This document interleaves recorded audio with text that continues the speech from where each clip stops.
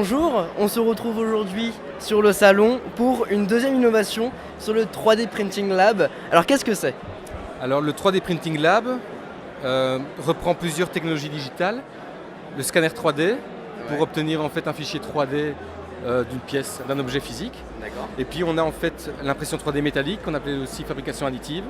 Produire des pièces à l'aide d'un procédé particulier. Ici c'est sur lit de poudre avec un laser.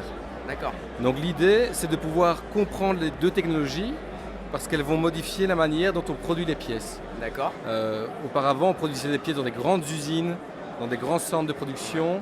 Ici l'idée à moyen et à long terme avec ces technologies c'est de produire localement des pièces uniques ou en petite série pour des besoins particuliers des clients. D'accord. Et ce qui est vraiment génial et ce qui m'a tapé à l'œil, c'est vraiment le fait que ce soit des pièces. Alors on connaît l'imprimante 3D classique qui imprime sur du plastique, qui imprime sur des matériaux, du PLA, qui imprime sur toutes sortes de choses. Mais là, c'est du métal. C'est du métal. Acier inoxydable, on peut aussi imprimer de l'aluminium, du titane, des aciers vraiment techniques, base nickel pour tout ce qui est haute température. Donc il y a beaucoup d'applications.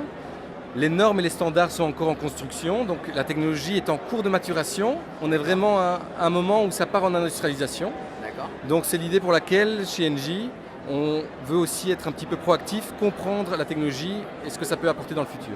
D'accord. Et aujourd'hui, cette technologie-là, elle est à destination des entreprises ou bien des particuliers?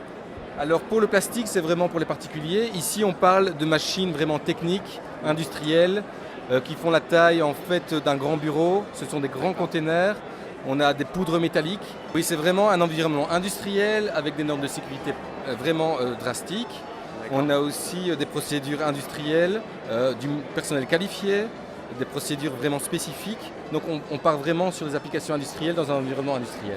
On n'a pas encore de machines poudre métallique à disposition des particuliers. D'accord, génial. Et dans le futur, vous imaginez un petit peu amener ça au quotidien à des personnes qui du coup voudraient créer sur des pièces métalliques avec leur imprimante 3D qui pourrait évoluer dans un temps futur? Oui, il y a beaucoup de choses qui se passent au niveau de l'impression 3D métallique et non métallique. À moyen et long terme, on voit la tendance qu'on aurait différents types de distribution. Des constructeurs mettent en ligne des fichiers et des particuliers produisent les pièces ou les font produire dans des centres délocalisés. D'accord. Donc ça serait une vision du futur par exemple. Et aujourd'hui, est-ce que vous voyez ces pièces dans des voitures par exemple?